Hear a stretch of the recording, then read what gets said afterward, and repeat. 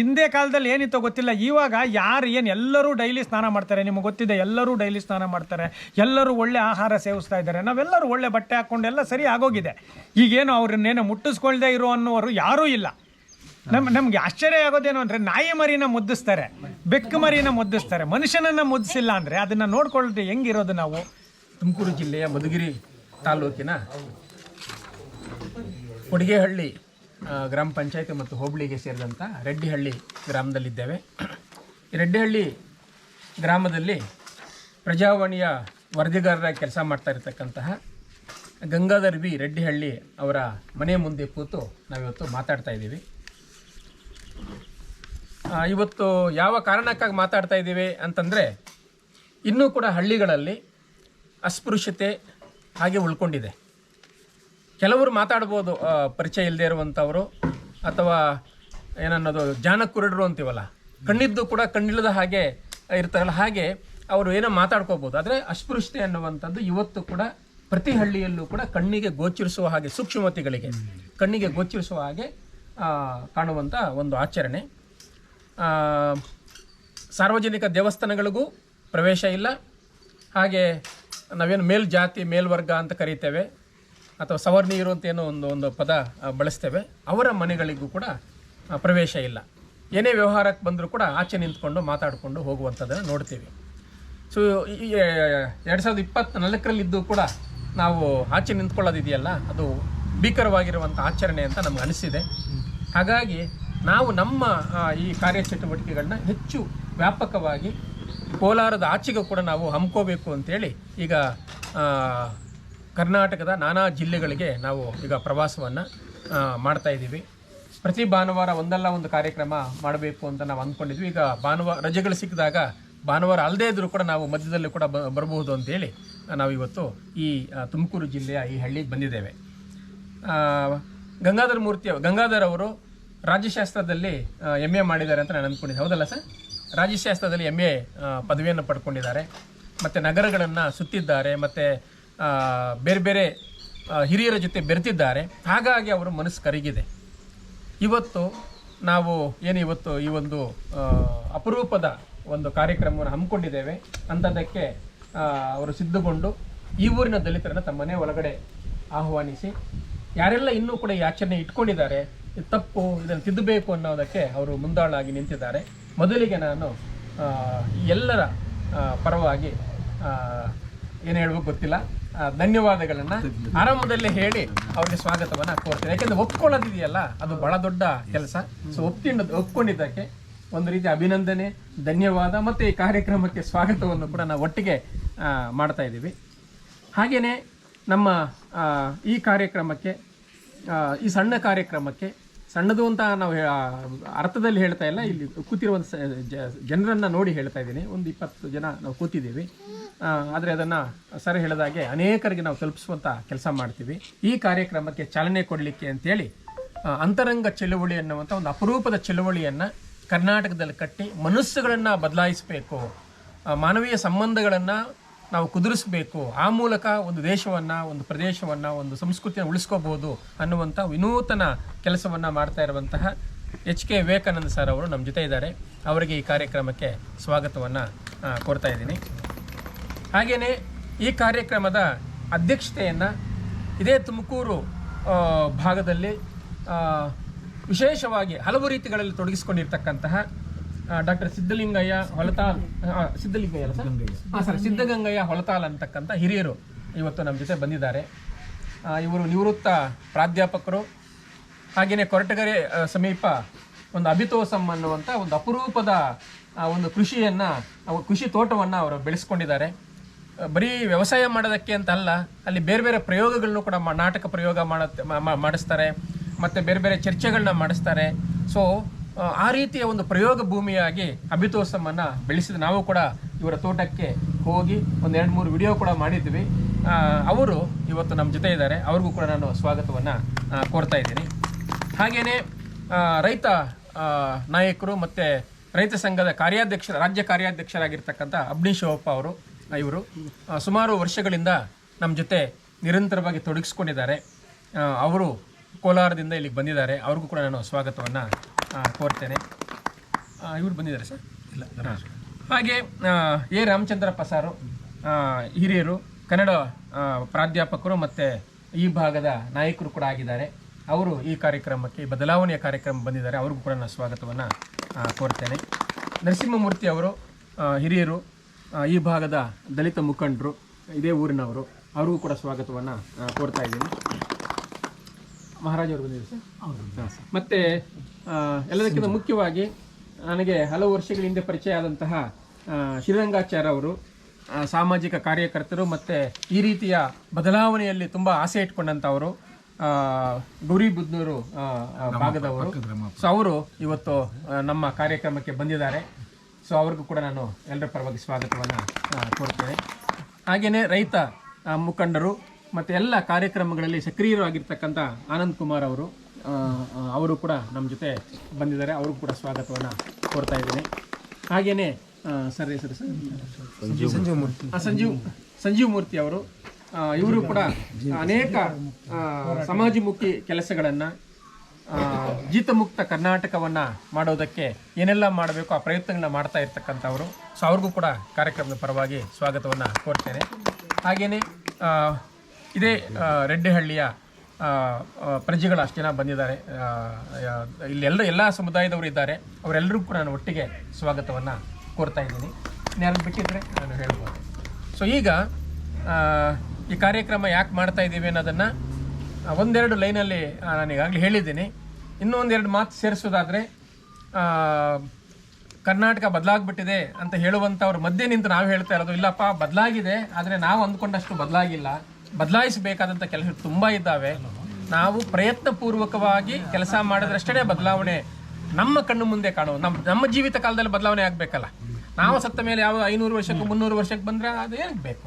ನಾವು ಬದುಕಿದ್ದಾಗ ಆ ಬದಲಾವಣೆಯನ್ನು ನಾವು ನೋಡಬೇಕು ಅನ್ನುವಂತಹ ಆಸಕ್ತಿ ಇಟ್ಕೊಂಡು ನಾವು ಕೆಲಸಗಳನ್ನ ಮಾಡ್ತಾ ಇದ್ದೀವಿ. ಮನಸ್ಸು ಮಾಡಿದರೆ ಅಸ್ಪೃಶ್ಯತೆಯನ್ನು ಹೋಗಲಾಡಿಸೋಕ್ಕೆ ಶತಮಾನಗಳೇನು ಬೇಕಾಗಿಲ್ಲ. ಮನಸ್ಸು ಮಾಡಿಲ್ಲ ಅಂದರೆ ಇನ್ನೂ 200 ವರ್ಷ ಆದರೂ ಕೂಡ ಅಸ್ಪೃಶ್ಯತೆ ಇರುತ್ತೆ. ಸೊ ಅಸ್ಪೃಶ್ಯತೆ ದೇಶಕ್ಕೆ ಸ್ವತಂತ್ರ ಬಂದ ಮೇಲೂ 70 ವರ್ಷ ಉಳ್ಕೊಂಡಿದೆ ಅಂದರೆ ಖಂಡಿತವಾಗಿ ನಾನು ಹೇಳುವಂಥ ಮಾತೇನೆಂದರೆ ನಾವು ಪ್ರಯತ್ನ ಮಾಡಿಲ್ಲ. ಒಂದು ಕಡೆ ಅಂತ ಹೇಳೋರೆ ಯಾವ ಕಡೆಯಿಂದಲೂ ಕೂಡ ಸರಿಯಾದಂಥ ಪ್ರಯತ್ನ ಆಗಿಲ್ಲ. ಹಾಗಾಗಿ ಅಸ್ಪೃಶ್ಯತೆ ಉಳ್ಕೊಂಡಿದೆ. ನಾವು ಸರಿಯಾದ ರೀತಿಯಲ್ಲಿ ಕೆಲಸ ಮಾಡಿದ್ರೆ ಅಸ್ಪೃಶ್ಯತೆಯನ್ನು 50 ವರ್ಷ ಅಲ್ಲ, 10 ವರ್ಷ ಅಲ್ಲ, 5 ವರ್ಷದಲ್ಲೇ ಹೋಗಲಾಡಿಸೋಕ್ಕೆ ಎಲ್ಲ ಅವಕಾಶಗಳಿದೆ. ಆ ಇಂಟೆನ್ಸಿಟಿ ಅಂತೀವಲ್ಲ, ಆ ಇಂಟೆನ್ಸಿಟಿಯನ್ನು ನಾವು ತಂದ್ಕೋಬೇಕು. ಮತ್ತು ಒಬ್ಬರಲ್ಲ, ಇಬ್ಬರಲ್ಲ, ಸಾವಿರಾರು ಜನ ಈ ನಿಟ್ಟಿನಲ್ಲಿ ಕೆಲಸ ಮಾಡಬೇಕು. ವಾರಕ್ಕೋ ತಿಂಗಳಿಗೊಂದು ಸಲ ಮಾಡಿದ್ರೆ ಪ್ರಯೋಜನ ಇಲ್ಲ. ಪ್ರತಿದಿನ ಈ ರೀತಿಯ ಕೆಲಸಗಳನ್ನ ಹಮ್ಮಿಕೊಂಡ್ರೆ ಕೆಲವೇ ವರ್ಷಗಳಲ್ಲಿ ಅಸ್ಪೃಶ್ಯತೆ ಮುಕ್ತ ಕರ್ನಾಟಕವನ್ನು, ಅಸ್ಪೃಶ್ಯತೆ ಮುಕ್ತ ಭಾರತವನ್ನು ಮಾಡೋದಕ್ಕೆ ಎಲ್ಲ ಅವಕಾಶಗಳಿದೆ. ಅಂಥದಕ್ಕೆ ಎಲ್ಲರೂ ಕೂಡ ಕೈ ಜೋಡಿಸಬೇಕು ಅಂತ ನಾನು ಈ ಸಂದರ್ಭದಲ್ಲಿ ವಿನಂತಿಸ್ತಾ ನಾನು 2 ಮಾತನ್ನು ಮುಗಿಸ್ತಾ ಇದ್ದೀನಿ. ಈ ಕಾರ್ಯಕ್ರಮಕ್ಕೆ ಚಾಲನೆಯನ್ನು ಕೊಡಲಿದ್ದಾರೆ HK ವಿವೇಕಾನಂದ ಸರ್ ಅವರು. ಬದುಕು ಯಾವಾಗ ಸಾರ್ಥಕ ಆಗುತ್ತೆ ಅಂತ ನೀವೆಲ್ಲ ಅಂದ್ಕೊಂಡಿರ್ಬೋದು. ಈಗ ಮನುಷ್ಯ ಮೊದಲು ಅನಾಗರಿಕವಾಗಿದ್ದ, ಆಮೇಲೆ ನಾಗರಿಕವಾಗಿ ಆಗಿದ್ದಾನೆ. ಪೂಜೆ ಮಾಡೋದ್ರಿಂದ, ಕುಂಕುಮ ಇಟ್ಕೊಳೋದ್ರಿಂದ, ನಮಾಜ್ ಮಾಡೋದ್ರಿಂದ ಅಥವಾ ಇನ್ನೇನೋ ಪ್ರಾರ್ಥನೆ ಮಾಡೋದ್ರಿಂದ ಬದುಕು ಸಾರ್ಥಕ ಆಗೋದಿಲ್ಲ. ಅದೆಲ್ಲ ಸುಲಭ. ಅರಿಶಿನ ಬೆಳ್ಕೊಳ್ಳೋದು, ಕುಂಕುಮ ಬೆಳ್ಕೊಳ್ಳೋದು, ದೇವ್ರಿಗೆ ಪೂಜೆ ಮಾಡೋದು, ಅದೆಲ್ಲ ಏನಂತ ಕಷ್ಟದ್ದಲ್ಲ. ಯಾವಾಗ ಬದುಕು ಸಾರ್ಥಕ ಆಗುತ್ತೆ ಅಂದರೆ, ನಾವು ಏನಾದರೂ ದರಿದ್ರ ನಾರಾಯಣರು ಅಂತಾರೆ, ಅಂದರೆ ಬಡವರು ಅಂತ ಏನು ಹೇಳ್ತೀವಲ್ಲ, ಆ ಬಡವರಿಗೆ, ಧ್ವನಿ ಇಲ್ಲದೆ ಇರೋರಿಗೆ ನಾವು ಏನಾದರೂ ಸಹಾಯ ಮಾಡಿದಾಗ, ಮನುಷ್ಯನನ್ನಾಗಿ ಮಾಡಿದಾಗ ಮಾತ್ರ ಬದುಕು ಸಾರ್ಥಕ ಆಗುತ್ತೆ. ಇಲ್ಲ ನೀವು ಪೂಜೆಗಳು ಮಾಡೋದು ಅದು ಇದು ಅದೆಲ್ಲ ಸುಲಭ. ಹಾಲು ಹಾಕೋದು, ಇನ್ನೊಂದು ಅದೇನು ದುಡ್ಡು ಕೊಟ್ಟರೆ ಬರುತ್ತೆ, ಅದೊಂದು ವಸ್ತು, ಅದೇನು ಮುಖ್ಯ ಅಲ್ಲ. ಮಂತ್ರ ಗಟ್ಟಿ ಮಾಡಿಬಿಟ್ರೆ ಮಂತ್ರ ಹೇಳ್ಬಿಡ್ಬೋದು, ನಮಾಜು ಮಾಡಿಬಿಡ್ಬೋದು. ಆದರೆ ಅದಲ್ಲ. ಇವತ್ತು ನಾವೆಲ್ಲ ಆಗಬೇಕಾಗಿರೋದೇನು ಅಂದರೆ ಮನುಷ್ಯರನ್ನಾಗಿ ನೋಡಬೇಕು, ಎಲ್ಲರೂ ಈಕ್ವಲ್ ಆಗಿ ನೋಡಬೇಕು ಅನ್ನುವ ಸಮಾಜವನ್ನು ನಾವು ಇದು ಮಾಡಬೇಕಾಗುತ್ತೆ. ಈಗ ನಮ್ಮದೇ ಜನಗಳಲ್ಲಿ ಒಬ್ಬ ಕೋಟ್ಯಾಧಿಪತಿ, ಈಗ ಅವ್ರು ಹೇಳ್ತಿದ್ರು ಎಷ್ಟೋ ಜನಕ್ಕೆ ಜಮೀನುಗಳೇ ಇಲ್ಲ ಅಂತೇಳಿ. ಈ ದೇಶಕ್ಕೆ ಸ್ವತಂತ್ರ ಬಂತಲ್ಲ, ಸ್ವತಂತ್ರ ಬರೋಕ್ಕೆ ಮೊದಲು ಯಾರ್ಯಾರ ಹತ್ರನೂ ಸಾವಿರಾರು ಕೋಟಿ ಎಕರೆಗಳಿತ್ತು. ಈಗ ಅವರೆಲ್ಲ ಹಂಗಂಗೆ ಉಳ್ಕೊಂಬಿಟ್ಟು ಸ್ವತಂತ್ರ ಬಂದರೂ ಕೂಡ ನಮಗೆ ನಮ್ಮ ಜಮೀನುಗಳು ಬರಲೇ ಇಲ್ಲ. ನಾವು ಅವಾಗ ಕೂಲಿ ಕಾರ್ಮಿಕರಾಗಿದ್ದರು, ಈಗಲೂ ಕೂಲಿ ಕಾರ್ಮಿಕರಾಗಿದ್ದೀವಿ. ಇದು ಯಾಕೆ ಈ ಬಡತನ ಎಲ್ಲ ಇದೆ ಅಂದರೆ, ಇಲ್ಲಿ ಜಾತಿ ವ್ಯವಸ್ಥೆ ಇದೆ. ಜಾತಿ ವ್ಯವಸ್ಥೆ ಇಲ್ಲ ಅಂದಿದ್ರೆ ಎಲ್ಲರೂ ಮನುಷ್ಯರು ಅಂತೇಳಿ ಎಲ್ಲರೂ ಈಕ್ವಲ್ ಆಗಿ ನೋಡ್ಬಿಟ್ಟಿದ್ರೆ ಎಷ್ಟೆಲ್ಲ ಆಯ್ಕೆಗಳಿರ್ತಾ ಇದ್ವು. ನೀವೇ ಹೇಳಿ, ಎಷ್ಟೊಂದು ಆ ಖುಷಿ ಎಲ್ಲ ಇರ್ತಾ ಇತ್ತು ನಮಗೆ. ಯಾವುದೇ ಮನುಷ್ಯರು ಈ ಜಾತಿ ವ್ಯವಸ್ಥೆ ಇರೋದ್ರಿಂದ ಎಷ್ಟಾಗಿದೆ ಅಂದರೆ ಎಲೆಕ್ಷನ್ನಲ್ಲಿ ಅದೇ ಜಾತಿಯವನಿಗೆ ಇದು ನಿಲ್ಲಿಸ್ತಾರೆ, ಇವರು ಅದೇ ಜಾತಿಯವನಿಗೆ ಓಟ್ ಹಾಕ್ತಾರೆ. ಸೊ ಆವಾಗ ಎಷ್ಟು ತೊಂದರೆಗಳಾಗ್ತವೆ. ಎಲ್ಲ ಭಾರತೀಯರು ಅಂತ ಹೇಳ್ತೀವಿ, ಜಾತಿ ಆಧಾರದ ಮೇಲೆ ಓಟ್ ಹಾಕ್ತೀವಿ. ಹಾಗೆ ಅಷ್ಟೇ ನಿಮ್ಮ ಮನುಷ್ಯ ಸಂಬಂಧಗಳು, ಮದುವೆಗಳು. ಇವಾಗ ನೋಡಿ, ಯಾವುದೋ ಕೆಲವು ಜಾತಿಗಳಲ್ಲಿ ಹುಡುಗ ಹುಡುಗಿನೇ ಸಿಗ್ತಾ ಇಲ್ಲ. ಯಾಕೆ? ಆ ಜಾತಿಯಲ್ಲೇ ಹುಡ್ಕೋದ್ರಿಂದ. ಅದೇ ಎಲ್ಲ 140 ಕೋಟಿ ಭಾರತೀಯರು ಒಂದೇ ಅಂದಿದ್ರೆ ಎಷ್ಟೋ ಜನಕ್ಕೆ ಒಳ್ಳೆ ಹುಡುಗ ಸಿಗ್ತಾ ಇದ್ದ, ಒಳ್ಳೆ ಹುಡುಗಿ ಸಿಗ್ತಾ ಇದ್ದು. ನಾವೇ ಎಲ್ಲ ಮನುಷ್ಯರು, ಎಲ್ಲ ಒಂದೇ ಥರ ಇದ್ದೀವಲ್ಲ, ನಾವೇ ಆಗ್ಬೋದಾಗಿತ್ತಲ್ಲ. ಅಂದರೆ ಜಾತಿ ಇದು ಹೋಗ್ತಾ ಇಲ್ಲ. ಸೊ ಆ ಕಾರಣಕ್ಕೆ ನಿಧಾನವಾಗಿ ನಮ್ಮ ಮಕ್ಕಳಿಗೆ ನೋಡಿ, ಆ ಮಗು ಪುಟ್ಟ ಮಗು ಇನ್ನೂ ಕೇಳಿಸ್ಕೊತಾ ಇದೆ, ಅದು ಗೊತ್ತಿಲ್ಲ, ಹೊಟ್ಟೆಯಲ್ಲಿರುವ ಅಭಿಮನ್ಯು ಥರನೋ ಏನೋ ಗೊತ್ತಿಲ್ಲ ಆ ಮಗು. ಯಾಕೆ ನಾನು ಹೇಳ್ತೀನಿ ಅಂದರೆ, ಈ ಹೆಸರುಗಳಲ್ಲಿ ಏನೋ ಒಂದು ಈ ಶರ್ಮ, ಶಾಸ್ತ್ರಿ, ಗೌಡ ಈ ಥರದ್ದು ಹೆಸರುಗಳನ್ನು ಮಕ್ಕಳಿಗೆ ಇನ್ನು ಮೇಲೆ ಜಾಸ್ತಿ ಇಡೋದು ಬೇಡ. ಅಂದರೆ ಗೊತ್ತಾಗಬಾರ್ದು. ಈಗ ಎಲ್ಲರಿಗೂ ಸುರೇಶ, ರಮೇಶ ಏನೋ ಇಷ್ಟೇ ಮಾಡ್ಕೊಂಡು ಹೋಗ್ಬಿಟ್ರೆ ಅವ್ರು ಯಾವ ಜಾತಿ ಅನ್ನೋದೇ ಗೊತ್ತಾಗೋದು ಬೇಡ. ಹೆಸರಿನ ಮೇಲೆ ಜಾತಿ ಬರೋದನ್ನು ನಾವು ಅದನ್ನು ನಿಲ್ಲಿಸಬೇಕು. ಅಂದರೆ ಇನ್ನು ಈಗ ಆಗಿರೋರು ಯಾರಿದ್ದಾರೋ ಅದು ಹೋಗಲಿ, ಉಳಿದವ್ರಿಗೆ ಕೂಡ ನಾವು ನಮ್ಮ ಜವಾಬ್ದಾರಿಯಿಂದ ಜಾತಿಯ ಸೂಚಕ ಪದಗಳನ್ನು ಉಪಯೋಗಿಸಬಾರ್ದು. ಆಮೇಲೆ ಇನ್ನೂ ಏನು ಮಾಡ್ಬೋದು ಅಂದರೆ, ನಾವು ಯಾರು ಈಗ ನಾವು ಅಸ್ಪೃಶ್ಯರು ಅಂದರೆ ಏನು ಆ ಪದನೇ ಈ ಡಿಕ್ಷನರಿಯಿಂದ ತೆಗೆದಾಕ್ಬಿಡ್ಬೇಕು. ಅಸ್ಪೃಶ್ಯರು ಅನ್ನೋರು ಈ ಜಗತ್ತಲ್ಲಿ ಇರಲೇಬಾರ್ದು. ಆವಾಗ ಮಾತ್ರ ಈ ಸಮಾಜ ಇದಾಗುತ್ತೆ. ಎಲ್ಲ ಮನುಷ್ಯರು ಒಂದೇ, ನಾವೆಲ್ಲ ಒಂದೇ ಅನ್ನೋದನ್ನು ಮಾಡಬೇಕು. ಸೊ ಈ ನಿಟ್ಟಿನಲ್ಲಿ ನಾವು ಒಂದಷ್ಟು ಕೆಲಸ ಮಾಡ್ತಿದ್ದೀವಿ. ನೀವು ಕೂಡ ಇವತ್ತು ಈ ಕಾರ್ಯಕ್ರಮ ಮಾಡಿ ಹೋಗ್ತೀವಿ ನಾವು, ಆದರೆ ನೀವು ಇದನ್ನು ಮಾಡಬೇಕು. ನೀವು ಇದನ್ನು ಹಳ್ಳಿಗಳಲ್ಲಿ, ಪ್ರತಿ ಹಳ್ಳಿಗಳಿಗೂ ಸ್ಪ್ರೆಡ್ ಮಾಡ್ತಾ ಹೋಗ್ತಾ ಇರಬೇಕು. ಇದು ನಮ್ಮ ಜವಾಬ್ದಾರಿ. ಈ ತೊಂದರೆ ದೊಡ್ಡ ಮನುಷ್ಯರುಗಳಿಗಾಗೋದಿಲ್ಲ, ಒಬ್ಬ ರಾಜಕಾರಣಿ ಮಂತ್ರಿಗಾಗೋದಿಲ್ಲ, ಅವನ್ನ ಯಾರ ಮನೆ ಒಳಗರು ಸೇರಿಸ್ತಾರೆ, ಸ್ವಾಮೀಜಿಗಳಿಗಾಗೋದಿಲ್ಲ, ಶ್ರೀಮಂತರಿಗಾಗೋದಿಲ್ಲ. ಅದು ತೊಂದರೆ ಅನುಭವಿಸ್ತಾ ಇರೋದು ನಾವು. ನಾವು ಬಡವರಿದ್ದೀವಿ, ನಮಗೆ ನೀನು ಊರಿಂದ ಆಚೆ ಇರು, ನೀನು ದೇವಸ್ಥಾನಕ್ಕೆ ಬರಬೇಡ, ದೇವಸ್ಥಾನಕ್ಕೆ ಒಳಕ್ಕೆ ಸೇರಿಸ್ಕೊಂಡಿಲ್ಲ ಅಂದಮೇಲೆ ಆ ದೇವ್ರು ನಮ್ಗೆ ಯಾಕೆ ಬೇಕು ಅನ್ನೋ ಪ್ರಶ್ನೆನೂ ನಾನು ಕೇಳ್ಬಿಡ್ತೀನಿ ಅನ್ನೋ ಟೈಮ್. ಯಾಕೆಂದರೆ ಮನುಷ್ಯನಾಗಿ ನೋಡಬೇಕಲ್ಲ. ಆಮೇಲೆ ಈಗ ಇದಕ್ಕೆ ಒಳ್ಳೆಯ ಸಮಯ ಏನು ಅಂದರೆ, ಕರ್ನಾಟಕ ಸರ್ಕಾರ ಬಸವಣ್ಣನವರನ್ನ ಸಾಂಸ್ಕೃತಿಕ ನಾಯಕ ಅಂತೇಳಿ ಅಧಿಕೃತವಾಗಿ ಘೋಷಣೆ ಮಾಡಿದೆ. ಆ ಬಸವಣ್ಣ ಯಾರು ಅಂದರೆ 12ನೇ ಶತಮಾನದಲ್ಲೇ ಮನುಷ್ಯರೆಲ್ಲ ಒಂದೇ. ಆತ ಈವನ್ ಹೆಣ್ಣು ಗಂಡನ್ನು ಕೂಡ ಇದು ಮಾಡೋದಿಲ್ಲ. ಅವರು ಹೆಣ್ಣು ಗಂಡು ಕೂಡ ಒಂದೇ ಜಾತಿಯವರೇ ಅಂತ ಹೇಳ್ತಾನೆ. ಅಷ್ಟರ ಮಟ್ಟಿಗೆ ಸಮಾನತೆಯನ್ನು ಬಸವಣ್ಣ ಹೇಳ್ತಾರೆ. ಅಂಥವರು ಈ ಕರ್ನಾಟಕಕ್ಕೆ ಸಾಂಸ್ಕೃತಿಕ ನಾಯಕ ಆಗಿರಬೇಕಾದ್ರೆ ನಾವೆಲ್ಲರೂ ಸಣ್ಣ ಪುಟ್ಟ ಕೆಲಸಗಳನ್ನು ಮಾಡೋಣ. ಬಾಬಾ ಸಾಹೇಬು ಬಿಟ್ಟೋಗಿರೋ ಸಂವಿಧಾನದಲ್ಲಿ ಎಲ್ಲರಿಗೂ ಸಮಾನತೆ ಇದೆ, ಅದನ್ನು ಉಪಯೋಗಿಸ್ಕೊಳ್ಳೋಣ ಅಂತ ಹೇಳ್ತಾ ಈಗ ಮುಂದೆ ಹಿರಿಯರೆಲ್ಲ ಮಾತಾಡ್ತಾರೆ. ಇಷ್ಟೇ, ಸತ್ತರೆ ಹೋಗ್ಬಿಡ್ತೀವಿ, ಆ ಮಕ್ಕಳಿಗೋಸ್ಕರ ಮಾಡೋಣ. ನಾವಂತೂ ಇದೆಲ್ಲ ಅನುಭವಿಸಿ ಆಗೋಗಿದೆ. ಆದರೆ ಆ ಮಕ್ಕಳಿಗೆ ಯಾರು ಈ ಚಿಕ್ಕ ಮಕ್ಕಳಿದಾರಲ್ಲ, ಅವ್ರು ಇನ್ನೊಂದು 10-15 ವರ್ಷಕ್ಕೆ ಬರೋ ಅಷ್ಟೊತ್ತಿಗೆ ಅವ್ರಿಗೆ ಯಾವ ಜಾತಿ ಏನು ಅಂತ ಗೊತ್ತಾಗಬಾರ್ದು. ನಾನು ಭಾರತೀಯ, ನಾನು ಕನ್ನಡಿಗ, ಇಷ್ಟೇ ಆ ಕಾಲಮಲ್ಲಿ. ಅದನ್ನು ತರಲಿಕ್ಕೆ ನಾವೆಲ್ಲ ಪ್ರಯತ್ನ ಪಡ್ತಾ ಇರೋದು. ಇಲ್ಲೆಲ್ಲ ಬಂದಿರೋದು ಅದೇ ಕಾರಣಕ್ಕೆ. ಇದು ಹೇಳಿದ್ರಲ್ಲ, ಸಾರ್ ಹೇಳ್ದಂಗೆ ಇದು ಟ್ರಸ್ಟ್ ಅಲ್ಲ, ಅಥವಾ ನಾವು ಯಾವುದೋ ದುಡ್ಡುಗೋಸ್ಕರ ಬಂದಿಲ್ಲ, ಏನೂ ಇಲ್ಲ. ನಮ್ಮ ಕೆಲಸ ಇಷ್ಟು ಮಾಡಲಿಲ್ಲ ಅಂದರೆ ನಮಗೇನು, ನಮಗೂ ದೇವ್ರಿಗೆ ಗಂಟೆ ಪೂಜೆ ಮಾಡಿನೋ ಇನ್ನೊಂದು ಮಾಡಿನೋ ಹೋಗ್ಬಿಡ್ಬೋದು ನಾವು. ನಮಗೆ ಪೂಜೆ ಮುಖ್ಯ ಅಲ್ಲ, ಇದೇ ಪೂಜೆ. ಬಾಬಾ ಸಾಹೇಬ್ ಅವ್ರ ಮಗು ಸತ್ತರೂ ಕೂಡ ಅವರು ಲೈಬ್ರರಿಯಲ್ಲಿ ಓದ್ತಾ ಇರ್ತಾರೆ, ನನ್ನ ಜನಗಳ ಉದ್ಧಾರ ಆಗಲಿ ಅಂತೇಳಿ. ಮಗು ಸತ್ತಾಗೂ ಅವರು ವಿದೇಶದಲ್ಲಿರ್ತಾರೆ, ಬರೋಕ್ಕಾಗೋದಿಲ್ಲ. ಅಷ್ಟೆಲ್ಲ ಮಾಡಿರಬೇಕಾದ್ರೆ ಇಷ್ಟೆಲ್ಲ ಚೆನ್ನಾಗಿ ಆರೋಗ್ಯವಾಗಿರೋರು ನಾವು ಯಾಕೆ ಏನೂ ಮಾಡಬಾರ್ದು ಅನ್ನೋ ಕಾರಣಕ್ಕೆ ಶಿವಪ್ಪ ಅವರು ಈ ಒಂದು 10 ವರ್ಷದಿಂದ ಮಾಡ್ತಿದ್ದಾರೆ. ಅವರು 10 ವರ್ಷದಿಂದ ಪಾಪ ಅವ್ರದ್ದೇ ಸ್ವಂತ ದುಡ್ಡು ಹಾಕ್ಕೊಂಡು ಅವರು ಇಲ್ಲೆಲ್ಲ ಬಂದು ಮಾಡ್ತಿದ್ದಾರೆ. ಸೊ ಇಂಥ ಸಮಯದಲ್ಲಿ ನಾವು ಗಂಗಾಧರ್ ಅವ್ರನ್ನ ಕೇಳ್ಕೊಂಡಾಗ ಅವರು ಒಪ್ಪಿದ್ರು. ಅವರು ಮತ್ತು ಅವ್ರ ಮನೆಯವರು, ಇಲ್ಲಿ ಹೆಂಗಸ್ರದ್ದು ಭಾಳ ಮುಖ್ಯ. ಯಾಕೆಂದರೆ ಗಂಡಸರು ಮಾಡಬೇಕು ಅಂದ್ರೆ ಹೆಂಗಸರು ಬಿಡ್ತಾ ಇಲ್ಲ. ಎಷ್ಟೋ ಜನ ಈಗ ನಾವು ಮಾತಾಡ್ತಾ ಇದ್ವಿ, ಗಂಡಸರು ಹ್ಞೂ ಅಂತಾರೆ, ಹೆಂಗಸರು ಅಯ್ಯೋ ನಿನಗೆ ಹಾಕಬೇಕು, ನೀನೇನು ಮಾಡಿ, ಎಲ್ಲರೂ ಹಂಗೆ ಅನ್ಕೊಂಬಿಟ್ರೆ ಹೆಂಗಸರುಗಳು ಮಾಡಬೇಕು ಮೇಯ್ನು. ನಿಮಗೆ ಇವತ್ತು ಬಾಬಾ ಸಾಹೇಬು ನಿಜವಾಗ್ಲೂ ಯಾರಿಗಾರು ಸ್ವತಂತ್ರ ಕೊಟ್ಟಿದ್ರೆ ಗಂಡಸರಿಗೆ ಹಂಗೂ ಹಿಂಗೂ ಇತ್ತು. ಹೆಂಗಸರಿಗೆ ಇವತ್ತು ನೀವು ಪೂಜೆ ಮಾಡಬೇಕಾಗಿರೋದು ನಿಜವಾಗ್ಲೂ ಬೇರೆಯವ್ರನ್ನಲ್ಲ, ಬಾಬಾ ಸಾಹೇಬನ ಪೂಜೆ ಮಾಡಬೇಕು. ಇಲ್ಲ ಅಂದಿದ್ರೆ ಹೆಂಗಸರನ್ನ ಇನ್ನೂ ಮನೆ ಕೆಲಸ ಮಾಡಿಕೊಂಡು ಅಲ್ಲೇ ಇಟ್ಟಿರಬೇಕಾಗಿತ್ತು. ಅದನ್ನು ಬಾಬಾ ಸಾಹೇಬ್ ಕೊಟ್ಟಿದ್ದಾರೆ. ಅಂಥವರನ್ನು ನೀವು ಪೂಜೆ ಮಾಡಬೇಕು, ಅದನ್ನು ಭಕ್ತಿಯಿಂದ ಮಾಡಬೇಕು. ಅದಕ್ಕೆ ನಿಮಗೂ ಜವಾಬ್ದಾರಿ ಇದೆ. ಯಾವ್ಯಾವುದೋ ಈ ಮನೆಯಾಳ ಸೀರಿಯಲ್ಗಳನ್ನು ನೋಡಿಕೊಂಡು ಗಂಟೆಗಳನ್ನು ವೇಸ್ಟ್ ಮಾಡ್ತೀರಿ. ಅದರಿಂದ ಅಂಥ ಸೀರಿಯಲ್ಗಳನ್ನು ನೋಡೋದು ಬಿಟ್ಟು ನಿಮಗೂ ಜವಾಬ್ದಾರಿ ಇದೆ. ಇಲ್ಲಾಂದರೆ ಮಕ್ಕಳು ನೀವು ತುಪ್ಪ ಹಾಕಿ ಬೆಳೆಸ್ತೀರಿ, ಏನು ಪ್ರಯೋಜನ ಹೇಳಿ? ಆ ಮಕ್ಕಳಿಗೆ ಒಳ್ಳೆ ಸಮಾಜ ಕೊಡಲಿಲ್ಲ ಅಂದರೆ ನೀವು ಆ ಮಕ್ಕಳನ್ನ ಚೆನ್ನಾಗಿ ಬೆಳೆಸಿ ಏನೂ ಪ್ರಯೋಜನ ಆಗೋದಿಲ್ಲ, ಕೆಟ್ಟೋಗ್ಬಿಡ್ತಾರೆ ಆ ಮಕ್ಕಳು. ಸೊ ಅದಕ್ಕೆ ಎಲ್ಲರೂ ಪ್ರಯತ್ನ ಪಡೋಣ. ಇವತ್ತು ಈ ಕಾರ್ಯಕ್ರಮ ಮುಗಿತಾ ಇದ್ದಂಗೆ, ನೀವು ಹೋಗ್ತಿದ್ದಂಗೆ ಧೈರ್ಯ ತಗೊಳ್ಳಿ. ಎಲ್ಲ ಮನುಷ್ಯನು ಒಂದೇ ಥರ ಅಂತೇಳಿ ಕುವೆಂಪುರವರು ಹೇಳಿದಾಗೆ, ಏನಾದರೂ ಆಗು ಮೊದಲು ಮಾನವನಾಗು ಅನ್ನುವಂಥದ್ದು. ನಾವು ಮನುಷ್ಯರಾಗಬೇಕು ಮೊದಲನೇದಾಗಿ. ಏಕೆ ಅಂತಂದರೆ ಮನುಷ್ಯ ಅಂತಂದ್ರೆ ಏನು ಅಂದರೆ ಮಾನವ ಕುಲಂ ತಾನೊಂದೇ ಒಲಂ ಅನ್ನುವಂತಹ ಒಂದು ಮಾತನ್ನು ಪಂಪ ಸುಮಾರು 10ನೇ ಶತಮಾನದಲ್ಲೇ ಹೇಳಿದ್ದಾನೆ. ಆದರೂ ಕೂಡ ಇವತ್ತೂ ಕೂಡ ಆ ಒಂದು ಮಾತನ್ನು ನಾವು ನಿಜ ಮಾಡಲಿಕ್ಕಾಗಿಲ್ಲ. ಆ ಮಾತನ್ನು ಸರಿಯಾದ ರೀತಿಯಲ್ಲಿ ಸಮಾಜದಲ್ಲಿ ನಾವು ಅವರ ಮಾತಿನಂತೆ ನಾವು ನಡ್ಕೊಳ್ಳಿಕ್ಕೆ ಸಾಧ್ಯ ಆಗಿಲ್ಲ.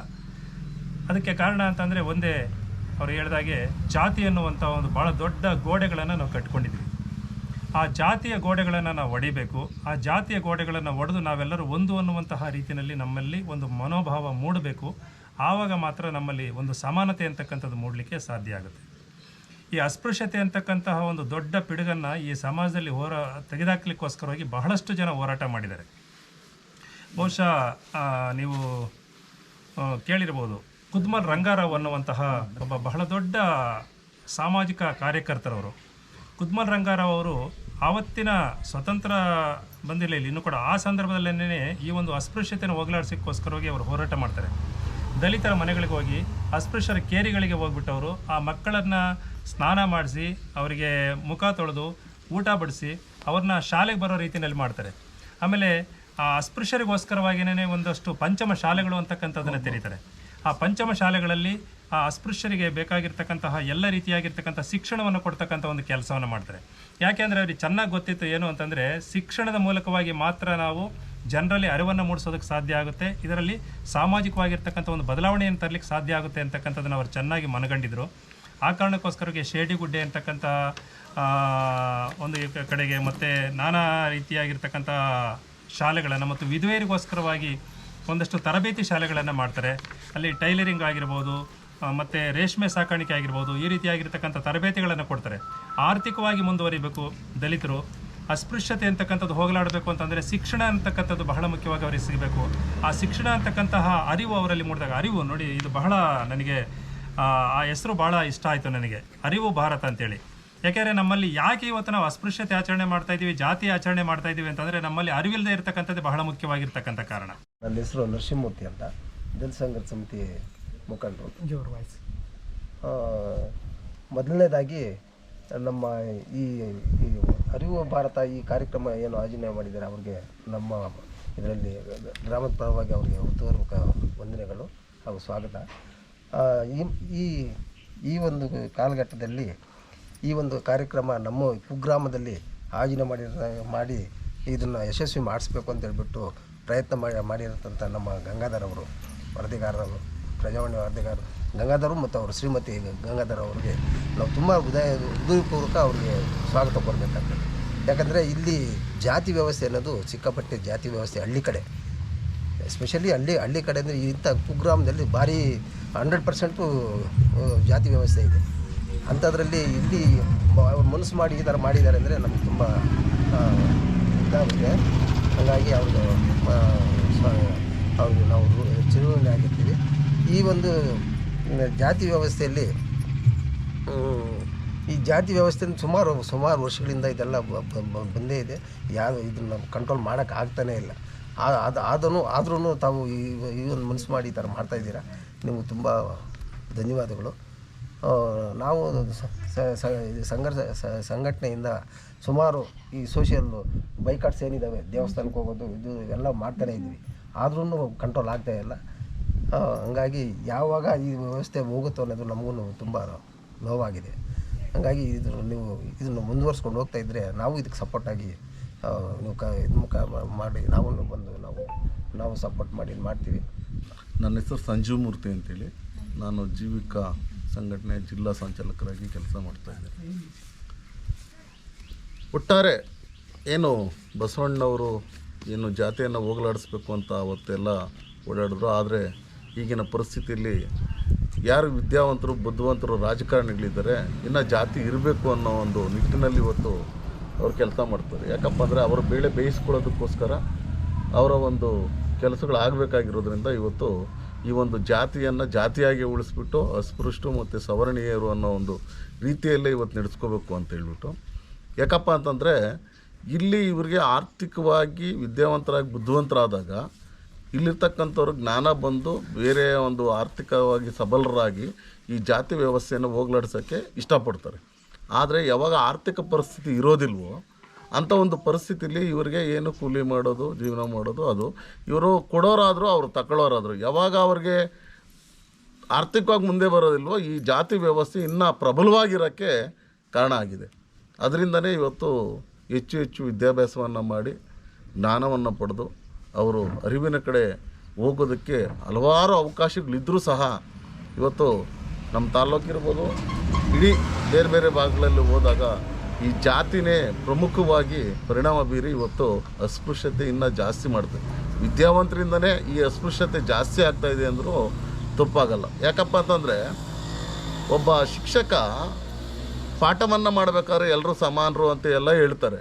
ಆದರೆ ಅವ್ರ ಮನೆಗೆ ಹೋದಾಗ ಅವರು ಅಸ್ಪೃಶ್ಯತೆ ಆಚರಣೆಯನ್ನು ಮಾಡೋದು ನಾವು ಸುಮಾರು ನೋಡಿದ್ವಿ.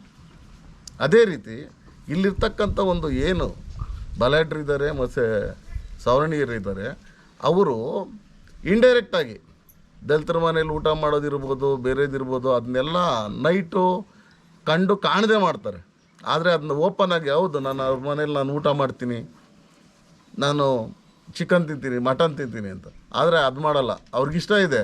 ನೋಡ ನಾವು ಹಳ್ಳಿಗಳಲ್ಲಿ ಮಟನ್ ಮಾಡಿದಾಗ ಚಿಕನ್ ಮಾಡಿದಾಗ ಹೋಗೋ ಬಾಕ್ಸ್ಗೆ ಹಾಕ್ಕೊಂಡು ಹೊಲ್ದ ಹತ್ರ ಎತ್ಕೊಂಡು ಬಾ, ಅವ್ರು ಮಾಡಿರೋ ಅಡುಗೆಯನ್ನು ತಿನ್ನೋಕ್ಕೆ ಇಂಡೈರೆಕ್ಟಾಗಿ ರೆಡಿ ಇದ್ದಾರೆ. ಆದರೆ ನಾನು ಅವ್ರ ಮನೆಗೆ ತಿಂದೆ ಅಂತ ಹೇಳೋಕ್ಕೆ ರೆಡಿ ಇಲ್ಲ ಅಂಥ ಒಂದು ಪರಿಸ್ಥಿತಿ ಇದೆ. ಆದ್ದರಿಂದ ಇವತ್ತು ಏನು ಈ ಒಂದು ಅಸ್ಪೃಶ್ಯತೆಯನ್ನು ಹೋಗಲಾಡಿಸ್ಬೇಕು ಅಂತ ಸರ್ಕಾರ ಕಾರ್ಯಕ್ರಮಗಳು ಹಾಕ್ಕೊಂಡ್ರು ಸಹ ಬರೀ ಅದು ಕಾರ್ಯಕ್ರಮಗಳಾಗಿ ಉಳಿದಿದೆ. ಅವರು ಸುಮ್ಮನೆ ಇದರ ನೆಪದಲ್ಲಿ ಹಣವನ್ನು ಮಾಡೋದಕ್ಕೋಸ್ಕರ ಅಸ್ಪೃಶ್ಯತೆಯ ನಿವಾರಣಾ ಸಪ್ತಾಹಗಳು ಅಂತೇಳ್ಬಿಟ್ಟು ಸರ್ಕಾರ ಕಾರ್ಯಕ್ರಮಗಳು ತಂದರೂ ಸಹ ಆ ಕಾರ್ಯಕ್ರಮಗಳು ಯಶಸ್ವಿ ಆಗಿಲ್ಲ. ಯಾಕಪ್ಪ ಅಂತಂದರೆ ಇಲ್ಲಿ ಸ್ವೀಕರಿಸೋರು ಮತ್ತು ಕೊಡೋರು ಇಬ್ಬರಿಗೂ ಆ ಮನಸ್ಸು ಬರಬೇಕು. ಯಾಕಪ್ಪ ಅಂದರೆ ಸವರ್ಣೀಯರು ಯಾವುದೇ ಜಾತಿ ಭೇದ ಇಲ್ಲ, ಮೇಲೂ ಕೀಳಿಲ್ಲ, ಅವರು ನಮ್ಮ ಥರ ಮನುಷ್ಯರು. ಏನಪ್ಪ ಅಂದರೆ ಬೇಕಾಗಿರ್ತಕ್ಕಂಥದ್ದು ನಮಗೆ ಕ್ಲೀನ್ನೆಸ್ ಅಷ್ಟೇ ಬೇಕಾಗಿರೋದು. ಇವತ್ತು ಯಾಕಪ್ಪ ಅಂದರೆ ದಲಿತರು ಅಂದರೆ ಹಿಂದೆ ವಾರಕ್ಕೋ 15 ದಿನಕ್ಕೋ ತಿಂಗಳಿಗೋ ಒಂದು ಸಾರಿ ಸ್ನಾನ ಮಾಡ್ತಾಯಿದ್ರು. ಆದರೆ ಇವತ್ತು ಅವರು ಸಹ ಪ್ರತಿದಿನ ಸ್ನಾನ ಮಾಡದೆ ಎಲ್ಲಿಗೆ ಆದರೂ ಹೋಗೋದಿಲ್ಲ ಅಂಥ ಒಂದು ಕಾಲ ಬಂದಿದೆ. ಆದರೂ ಸಹ ಇವತ್ತು ಜಾತಿಯಾಗಿ ಉಳಿಸ್ಕೊಂಡು ಇವತ್ತು ಈ ಒಂದು ದಲಿತರನ್ನು ಶೋಷಣೆ ಮಾಡ್ತಕ್ಕಂಥ ಒಂದು ಇದು ಪ್ರಬಲವಾಗಿ ಬೀರ್ತಾ ಇದೆ. ಅಂಥ ಒಂದು ಸಂದರ್ಭದಲ್ಲಿ ಏನು ಈ ಅರಿವು ಶಿವಪ್ಪನವರು ಮತ್ತು ಅವರ ತಂಡ ಪೂರ್ತಿ ಈ ಅಸ್ಪೃಶ್ಯತೆಯನ್ನು ಹೋಗಲಾಡಿಸ್ಬೇಕು. ಮತ್ತು ನಾವೊಬ್ಬರೇ ಮಾಡಿದ್ರೆ ಆಗಲ್ಲ. ಯಾಕಂದರೆ ಕೆಲವರೆಲ್ಲರೂ ಪ್ರಚಾರಕ್ಕೋಸ್ಕರ ಮಾಡ್ತಾರೆ. ನಾವು ಅಸ್ಪೃಶ್ಯತೆ ನಿವಾರಣೆ ಮಾಡ್ತೀನಿ ಅದು ಇದು ಅಂತ ಹೇಳ್ಬಿಟ್ಟು ಪಾಂಪ್ಲೆಟ್ಸ್ ಹೊಡಿಸಿ ಪ್ರಚಾರ ಮಾಡಿ ಕರೆದು ತುಂಬ ಪ್ರಚಾರ ಮಾಡಿಕೊಂಡು ಒಂದು ವಿಭಿನ್ನ ರೀತಿಯಲ್ಲಿ ಮಾಡ್ತಾರೆ. ಆದರೆ ಇವರು ನನಗೂ ಗೊತ್ತಿಲ್ಲ. ನಮ್ಮ ಸ್ನೇಹಿತರು ಗಂಗಾಧರಪ್ಪರು ಫೋನ್ ಮಾಡಿದ್ರು, ಸರ್ ಇಲ್ಲಿದ್ದೀರಿ ಅಂತ, ಹೊಲ್ದ ಹತ್ರ ಇದ್ದೀವಿ ಅಂದರು. ಸರ್ ಈ ಥರ ಅರಿವು ಶಿವಪ್ಪರು, ಈ ಥರ ವಿವೇಕ್ ಅವರೆಲ್ಲ ಬರ್ತಾಯಿದ್ದಾರೆ, ಸಾಕು ಬರಬೇಕು ಸರಿ ಅಂತ ಇಲ್ಲಿಗೆ ಬಂದಮೇಲೆ ಈ ಕಾರ್ಯಕ್ರಮ ಏನು ಎತ್ತ ಅಂತ ಗೊತ್ತಾಗಿದೆ. ಆದ್ದರಿಂದ ಈ ಥರ ಏನು ಆಡಂಬರ ಇಲ್ಲದೆ ಈ ಥರ ಜನರಲ್ಲಿ ಅರಿವನ್ನು ಮೂಡಿಸ್ತಾ ಏನು ಸವರ್ಣೀಯರ ಮತ್ತು ದಲಿತರ ಮಧ್ಯೆ ಒಂದು ಸೇತುಕೊಂಡಿಯಾಗಿರ್ತಕ್ಕಂಥದ್ದನ್ನ ಬೆಸಿಬೇಕು. ಇದು ದೂರದವರ ಇರೋದನ್ನ ಅಣಿಬೇಕು. ನಾವೊಬ್ಬರು ಮಾಡಿದ್ರೆ ಆಗಲ್ಲ. ಹಲವಾರು ಕಡೆಗಳಲ್ಲಿ ಬೀಜಗಳನ್ನು ಬಿತ್ತಬೇಕು. ನಾವು ಕೋಲಾರ ಮಟ್ಟದಲ್ಲಿ ಮಾತ್ರ ಮಾಡ್ತಾಯಿದ್ವಿ. ಈಗ ಬೇರೆ ಬೇರೆ ಜಿಲ್ಲೆಗಳಲ್ಲೂ ಸಹ ನಾವು ಮಾಡ್ತಾಯಿದ್ವಿ. ಮತ್ತು ಬೇರೆ ಬೇರೆಯವರು ಸಹ ನಮ್ಗೆ ಆಹ್ವಾನ ಕೊಡ್ತಾ ಇದ್ದಾರೆ. ನಾವು ಅಲ್ಲೂ ಸಹ ಕಾರ್ಯಕ್ರಮಗಳನ್ನು ಮಾಡಿ ಈ ಥರದ್ದು ಹುಟ್ಟಾಕಬೇಕು ಅಂತಿದ್ದಾರೆ. ಎಲ್ಲರೂ ಸಹ ಒಂದು ಮನಸ್ಸು ಮಾಡಿ ನಾವು ತೀರ್ಮಾನ ಮಾಡಿದ್ರೆ ನಿಜವಾಗ್ಲೂ ಅಸ್ಪೃಶ್ಯತೆ ಹೋಗೋದ್ರಲ್ಲಿ ಯಾವುದೇ ಸಂಶಯ ಇಲ್ಲ. ಜಾತಿ ಅಂದರೆ ಒಂದೇ ಜಾತಿ, ಒಂದು ಹೆಣ್ಣು ಇನ್ನೊಂದು ಗಂಡು.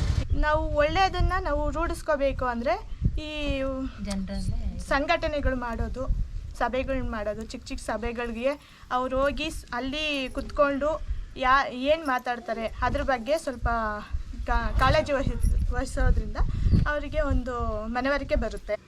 ಆದರೆ ನಾವು ಹೇಳುವಂಥದ್ದು ಏನು ಅಂತಂದರೆ, ನಮಗೆ ಮಹನೀಯರ ಹೆಸರುಗಳನ್ನ ನಾವು ಭಾಳ ಈಸಿಯಾಗಿ ಬಳಸ್ತೀವಿ. ಯಾರನ್ನ ಬಸವಣ್ಣನವ್ರನ್ನಿರ್ಬೋದು, ಅಂಬೇಡ್ಕರ್ ಇರ್ಬೋದು, ಗಾಂಧಿ ಇರ್ಬೋದು, ಮತ್ತು ನಮ್ಮ ಬುದ್ಧ ಇರ್ಬೋದು, ಮತ್ತು ಕನಕದಾಸರು ಇರ್ಬೋದು, ಪುರಂದರ, ಇವ್ರನ್ನೆಲ್ಲ ನಾವು ಹೇಳ್ತಾ ಬರ್ತೀವಿ. ನಮ್ಮ ಕೈವಾರ ತಾತನವ್ರನ್ನಿರ್ಬೋದು. ಆದರೆ ಅವ್ರು ಹಾಕ್ಕೊಟ್ಟಂಥ ಆದರ್ಶಗಳನ್ನ ನಾವು ಯಾಕೆ ಪಾಲನೆ ಮಾಡ್ತಾಯಿಲ್ಲ? ಅವ್ರು ಏನು ಹೇಳಿದ್ರು? ಅವ್ರು ಮೊದಲಿಗೆ ಹೇಳಿದ್ದಂಥದ್ದೇ ಜಾತಿ ಇಲ್ಲ ಅಂತ, ಎಲ್ಲರೂ ಒಂದೇ ಅಂತಲೇ ಹೇಳ್ದಂಥದ್ದು. ಆದರೆ ಅವ್ರನ್ನ ಒಂದೊಂದು ಜಾತಿಗೆ ಸೀಮಿತ ಮಾಡಿಕೊಂಡು ನಾವು ಅವ್ರನ್ನ ಒಂದೊಂದು ಜಾತಿಯವರು ಹೈಜಾಕ್ ಮಾಡ್ಕೊಂಡು ಹೊಟ್ಟೋಗ್ಬಿಟ್ಟು ಇವತ್ತು ಅವ್ರಿಗೆ ಅವಮಾನ ಮಾಡ್ತಿರೋವಂಥದ್ದನ್ನು ನಾವು ಇವತ್ತಿನ ಪರಿಸ್ಥಿತಿಯಲ್ಲಿ ನಾವು ಕಾಣ್ತಾ ಇದ್ದೀವಿ.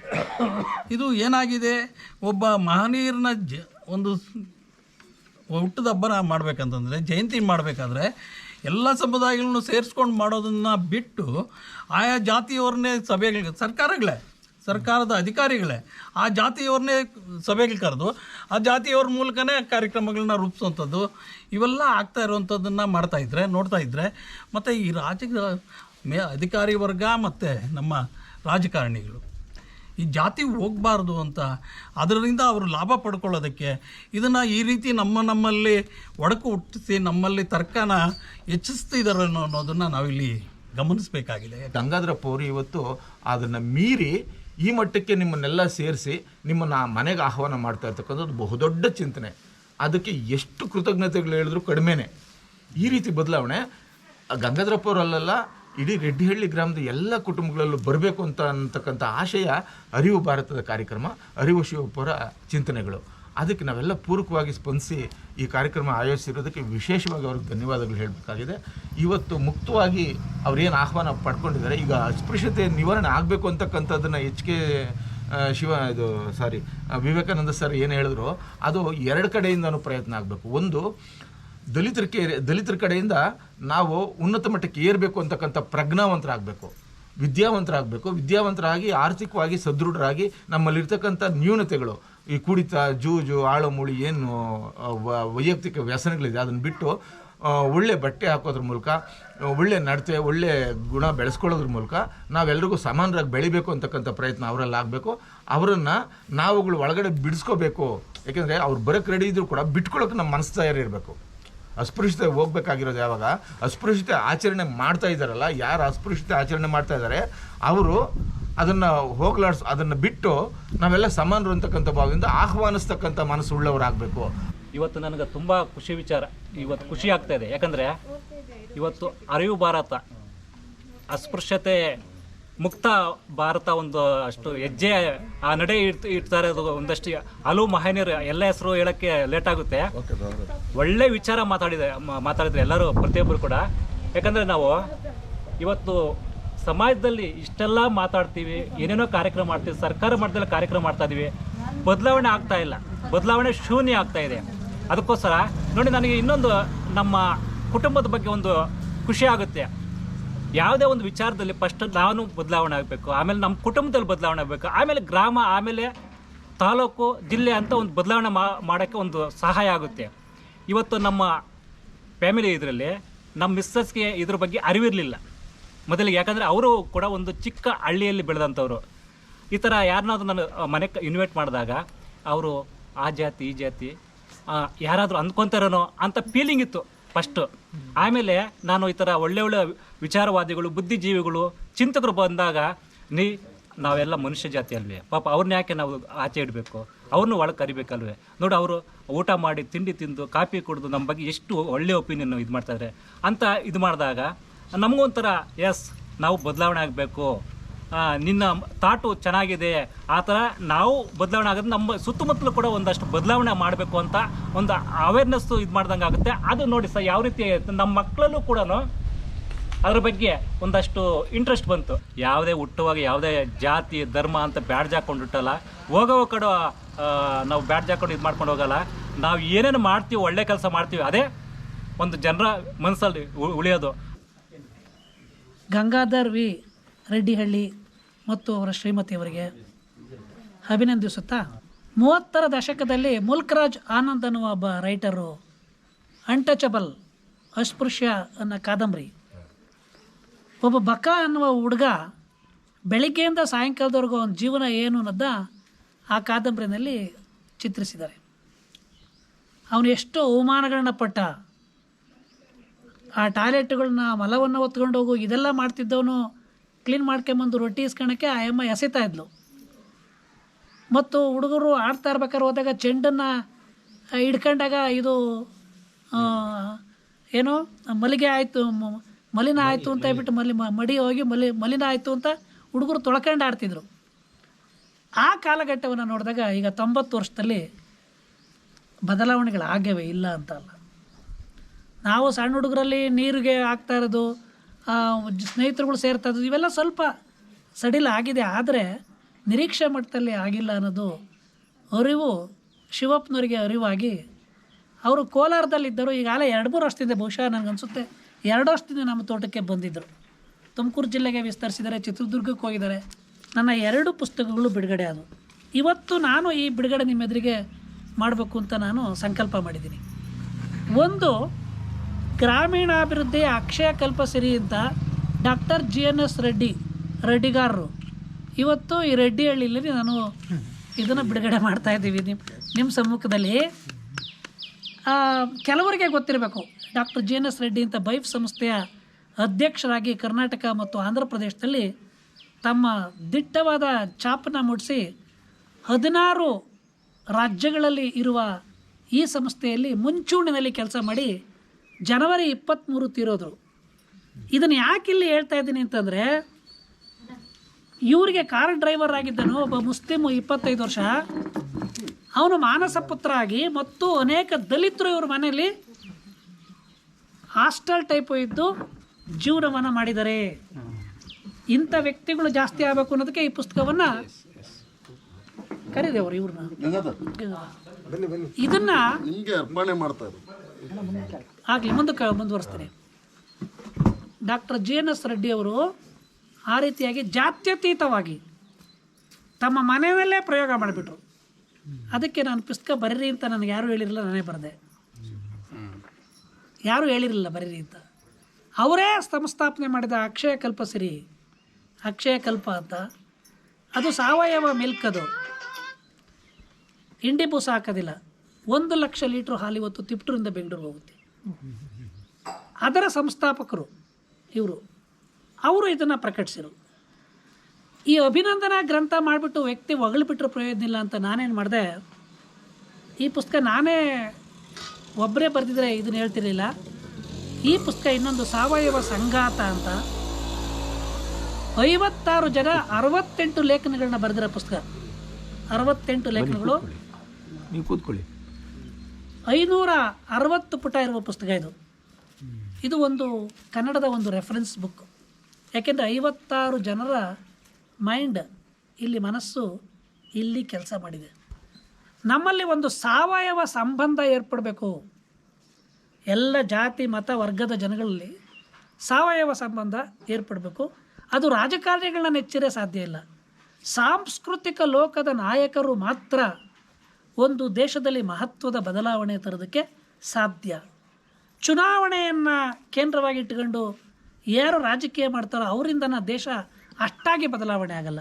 ನಮ್ಮಲ್ಲಿ ಸ್ಟೇಟ್ಸ್ಮನ್ ಮುತ್ಸದ್ದಿ ಅಂತಾರಲ್ಲ, ಅವರು ಬಹುಶಃ ಇಲ್ಲವೇ ಇಲ್ಲ ಅನ್ನೋವಷ್ಟು ಮಟ್ಟದಲ್ಲಿ ಇವತ್ತು ದೇಶ ಹೋಗ್ತಾರ ಸಂದರ್ಭದಲ್ಲಿ ಸಾಂಸ್ಕೃತಿಕ ನಾಯಕರಾಗಿ ಅರಿವು ಶಿವಪ್ಪನಂತರು ಮತ್ತು ಇನ್ನೂ ನಮ್ಮ ಶಿವಪ್ಪನಂತರು, ಇನ್ನೂ ನಮ್ಮ ವಿವೇಕು, ಇವರೆಲ್ಲ ಸೇರಿ ಇವರು ಎಲ್ಲ ಮಾಡ್ತಾರಿಂದ ಇದಕ್ಕೆ ನಾವು ಬೆಂಬಲ ಕೊಡೋಣ ಅನ್ನೋ ದೃಷ್ಟಿಯಿಂದ ಈ ಪುಸ್ತಕವನ್ನು, ಈ ರೆಡ್ಡಿಹಳ್ಳಿನಲ್ಲಿ ಡಾಕ್ಟರ್ JNS ರೆಡ್ಡಿ ಅವರ ಪುಸ್ತಕವನ್ನು ನಾನು ನಮ್ಮ ಗಂಗಾಧರ್ ರೆಡ್ಡಿ ಅವರಿಗೆ ಅರ್ಪಿಸ್ತೀನಿ. ಸರ್.